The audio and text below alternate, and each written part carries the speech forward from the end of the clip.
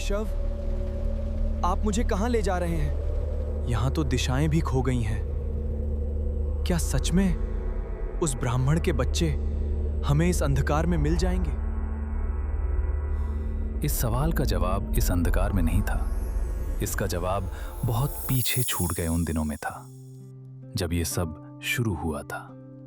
एक पिता के आंसुओं से। द्वारका भगवान कृष्ण की नगरी। यहां एक ब्राह्मण के घर पुत्र ने जन्म लिया। जीवन की पहली आवाज गूंजी। ब्राह्मण खुश होने ही वाले थे, पर वो आवाज पहली सांस से आगे न बढ़ सकी। भूमि का स्पर्श करते ही वो नन्हा शरीर शांत हो गया। पिता ने कांपते हाथों से वो निश्चल देह उठाई। उसे लेकर वो राजा उग्रसेन की सभा के द्वार पर जा खड़ा हुआ। उसकी आंखों में आंसू नहीं थे, आक्रोश था। ये राजा ब्राह्मणों का शत्रु है, इंद्रियों का दास, अधर्म में डूबा हुआ। इसी के किसी पाप ने मेरे पुत्र के प्राण ले लिए। जिस राज्य का राजा अपनी इंद्रियां वश में न रख सके, वहां की प्रजा सिर्फ दुख ही भोगती है। उसने वो नन्हा शव द्वार पर रख दिया और लौट गया। फिर समय बीता। दूसरा पुत्र हुआ, पर समय ने अपने आप को फिर दोहराया। शिशु जन्म लेते ही मृत्यु को प्राप्त हुआ, और इस बार तो शिशु देह सहित आकाश में प्रवेश कर गया।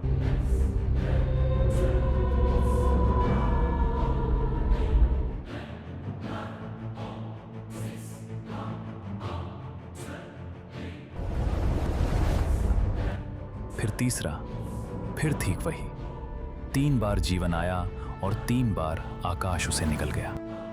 ब्राह्मण को लगा कोई परम शक्ति है जो ऐसा कर रही है। मेरे पुत्र! पर कोई जान न सका कौन लेता है इन्हें और क्यों। उन्हीं दिनों कृष्ण एक यज्ञ कर रहे थे। अग्नि की लपटें, मंत्रोच्चार, धुएं की उठती रेखाएं।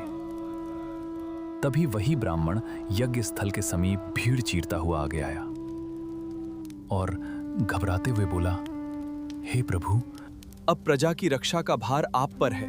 मेरे 3 पुत्र जन्मते ही छीन लिए गए। अब चौथा आने वाला है। मेरी पत्नी प्रसव पीड़ा में है। इस बार ऐसी व्यवस्था कीजिए कि मेरे बालक को कुछ भी ना हो। हे द्विज श्रेष्ठ, आपका कल्याण हो। किसी से भी मत डरिए। मैं आज यज्ञ में बैठा हूं, पर किसी भी परिस्थिति में ब्राह्मण की रक्षा हमारा धर्म है। पास खड़े अर्जुन के भीतर एक योद्धा जाग उठा। वो आगे बढ़ा। मुझे आज्ञा दीजिए केशव, मैं इस ब्राह्मण का भय दूर करूंगा।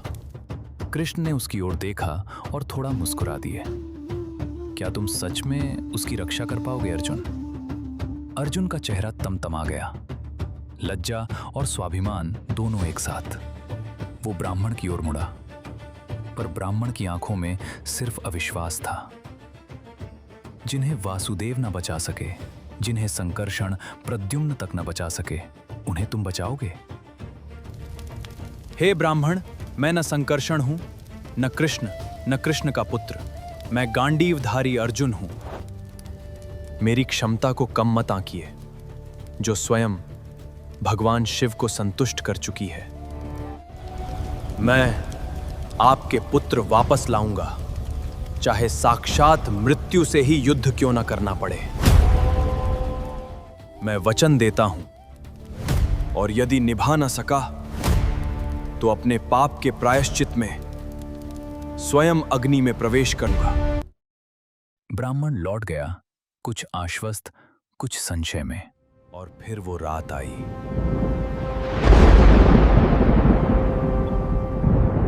प्रसव की घड़ी निकट थी। अर्जुन ने भगवान महेश्वर को प्रणाम किया।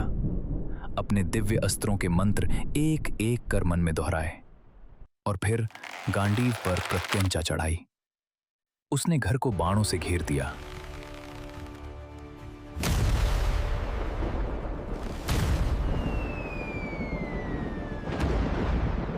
ऊपर नीचे चारों दिशाओं में।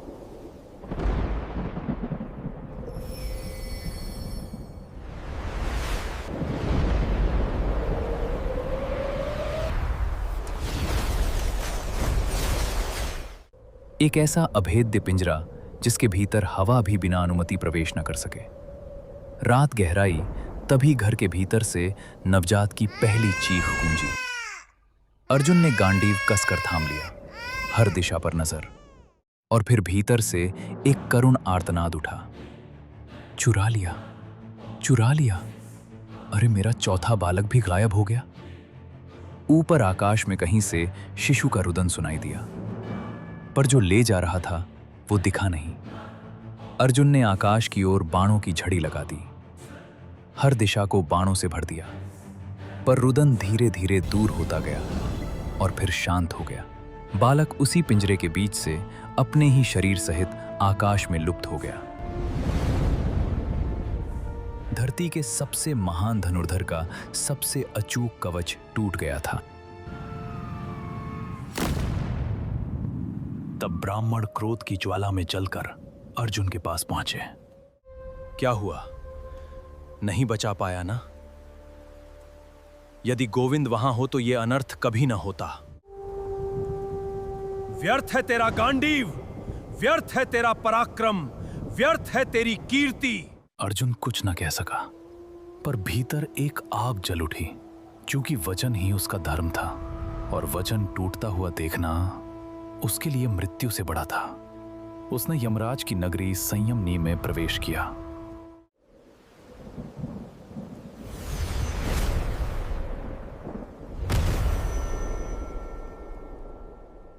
पर बालक वहां नहीं था। पाताल के तल से स्वर्ग की छत तक हर कोना खंगालता हुआ अर्जुन ने पूरी सृष्टि छान मारी, पर बालक कहीं नहीं था, कहीं भी नहीं। अर्जुन लौटा खाली हाथ।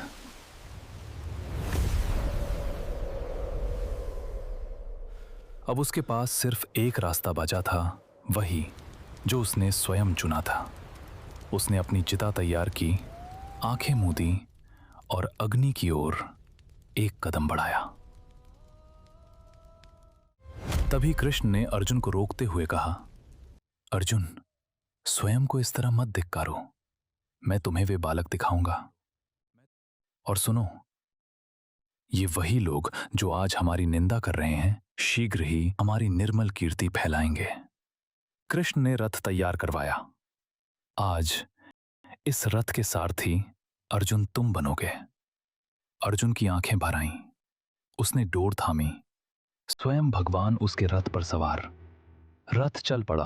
पर्वत पीछे छूटे, नदियां पीछे छूटी, घने वन पीछे छूटे,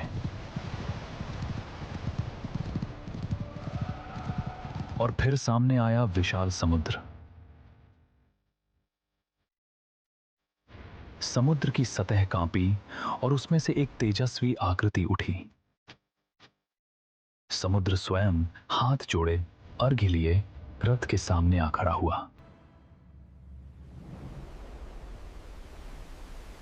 हे केशव, हे दीन दयाल, मैं क्या करूं? आपकी क्या आज्ञा है? हे सरिताओं के स्वामी, मेरे रथ को मार्ग दो। ऐसा करूंगा तो अपने बल के घमंड में दूसरे राजा भी इसी मार्ग से मुझे पार करना चाहेंगे। मेरे लिए और इस ब्राह्मण के लिए मेरे वचन का पालन करो। अपने जल की हलचल बस इतनी रोको कि मेरा रथ निकल जाए। समुद्र ने सिर झुकाया। जल दो भागों में हटा और बीच में एक चमकता मार्ग खुल गया। रथ उस पर जमीन सा दौड़ने लगा। रथ आगे बढ़ता रहा। 7 द्वीप, 7 समुद्र और फिर लोकालोक, ब्रह्मांड की आखिरी सीमा।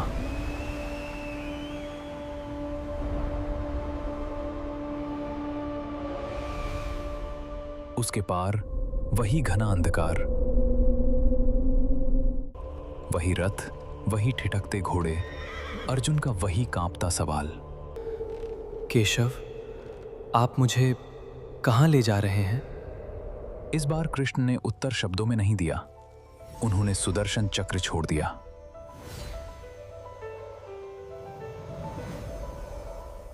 हजार सूर्यों का तेज मन की गति से दौड़ता हुआ उस आदि अंधकार को चीरता चला गया, जैसे राम का बाण शत्रु सेना को। रथ अब उस चक्र के पीछे चला। अर्जुन को पूरा रास्ता नहीं दिख रहा था। वो बस प्रकाश के पीछे चल रहा था और फिर अंधकार एक झटके में पीछे छूट गया।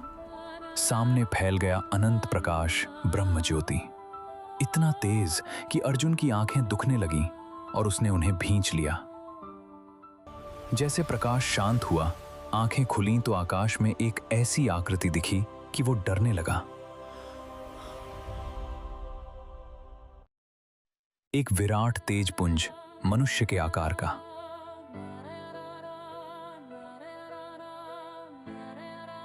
श्वेत प्रकाश से बना एक पुरुष इतना विशाल कि समस्त लोकों में फैला था। न आदि दिखता था, न अंत। ये कोई आकृति नहीं थी, ये स्वयं अस्तित्व का प्रकाश था।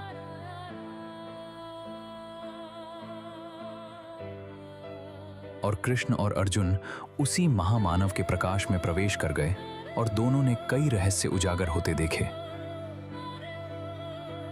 एक मथता हुआ महासागर प्रचंड लहरों से जगमगाता और उन लहरों के बीच हजारों रत्न स्तंभों से दीप्त एक भवन। ये वैकुंठ था और उस भवन में कैलाश सा श्वेत विशाल अनंत शेषनाग, हजारों फन, हर फन पर जगमगाता रत्न, और उन फनों की छांव में स्वयं महाविष्णु। सांवला वर्ण, 8 दिव्य भुजाएं, चारों ओर उनकी शक्तियां पुष्टि, श्री, कीर्ति हाथ जोड़े खड़ी। और तभी अर्जुन ने वो देखा जिस पर उसे अपनी आंखों पर विश्वास न हुआ। कृष्ण, स्वयं कृष्ण, महाविष्णु के सामने सिर झुका रहे थे। वो भगवान जो स्वयं भगवान को प्रणाम कर रहे थे। अर्जुन भी कांपते हुए हाथ जोड़कर झुक गया। दोनों समक्ष खड़े थे। महाविष्णु मुस्कुराए और गंभीर वाणी में बोले, ब्राह्मण के उन चारों बालकों का अपहरण करने वाला और कोई नहीं, मैं स्वयं था। मैं इन बालकों को यहां इसलिए लाया क्योंकि मैं कृष्ण को देखना चाहता था। तुम दोनों मेरे ही अंश हो, जो धर्म की रक्षा के लिए धरती पर अवतरित हुए हों। पृथ्वी का भार बने असुरों का वध पूरा करते ही शीघ्र मेरे पास लौट आओगे। अर्जुन स्तब्ध था। भगवान विष्णु अपने ही अंश को देखने को इतने लालायित क्यों? और यदि वे कृष्ण को देखना ही चाहते थे तो स्वयं द्वारका जाकर दर्शन क्यों न कर लिए? वे तो सर्वव्यापी हैं, समस्त ब्रह्मांड को आंवले से अपने हाथ में धारण करते हैं। फिर भी कृष्ण के सम्मुख स्वयं उपस्थित न हो सके। और तभी अर्जुन के भीतर एक सत्य उतरा। महाविष्णु कृष्ण का दर्शन इसलिए नहीं कर पाए क्योंकि कृष्ण अपनी विशेष अनुमति के बिना किसी को अपना दर्शन नहीं देते, यहां तक कि महाविष्णु को भी नहीं। इसी से स्पष्ट हो गया, श्री कृष्ण का ईश्वरत्व पद महाविष्णु के पद से भी ऊंचा है। जो परम है उसी के अंश है महाविष्णु। तभी कृष्ण उसकी ओर मुड़े और बहुत धीमे गुप्त स्वर में बोले, अर्जुन, एक रहस्य सुनो। परमात्मा ने इन बालकों को इसलिए नहीं चुराया कि उन्हें इनकी आवश्यकता थी। उन्होंने यह सब इसलिए किया ताकि मैं यहां आऊं। उन्हें विश्वास था कृष्ण केवल ब्राह्मण का पक्ष लेकर ही मुझे देखने आएंगे, और मैं केशव, मेरा इस सब में क्या स्थान? ये तो परमेश्वर को लगा, पर मैं यहां ब्राह्मण के लिए नहीं आया मित्र। यदि ब्राह्मण के लिए आता तो पहले ही बालक के छिनने पर सीधे वैकुंठ चला आता। मैं यहां आया सिर्फ तुम्हारे लिए मित्र, तुम्हें यह दिखाने के लिए कि मैं कौन हूं, और इससे भी ज्यादा जरूरी तुम्हारा अहंकार। हे ब्राह्मण, मैं न संकर्षण हूं, न कृष्ण का पुत्र। मैं गांडीवधारी अर्जुन हूं। मेरी क्षमता को कम मत आंकिए, जो स्वयं भगवान शिव को संतुष्ट कर चुकी है। तोड़ने के लिए फिर महाविष्णु ने अपने तेज बल से उन चारों बालकों को प्रकट किया। चारों उन्हीं नन्हे शरीरों में जैसे कभी खोए ही न हों। दोनों ने महाविष्णु को प्रणाम किया और उसी मार्ग से अत्यंत आनंद के साथ द्वारका लौट चले। और जब वे द्वारका पहुंचे, अर्जुन एक बार फिर ठिठक गया। इतनी अनंत यात्रा, ब्रह्मांड के पार और वापस, पर यहां दिन का पहला पहर भी पूरा नहीं हुआ था। समय मानो उनकी प्रतीक्षा में ठहरा रहा। इसी को तो आज के मॉडर्न साइंस में टाइम डायलेशन कहते हैं, जो हमारे सनातन धर्म में पहले से उपस्थित था। ब्राह्मण को उसके 4 पुत्र मिले, जीवित, हंसते हुए। वही ब्राह्मण जो कल तक अर्जुन को कोसता था, आज मौन, हाथ जोड़े खड़ा था। मेरे पास जो भी शक्ति थी, जो भी पराक्रम, जो भी कीर्ति, वो कभी मेरी थी ही नहीं। वो तो केवल कृष्ण की कृपा का एक प्रकाश मात्र थी।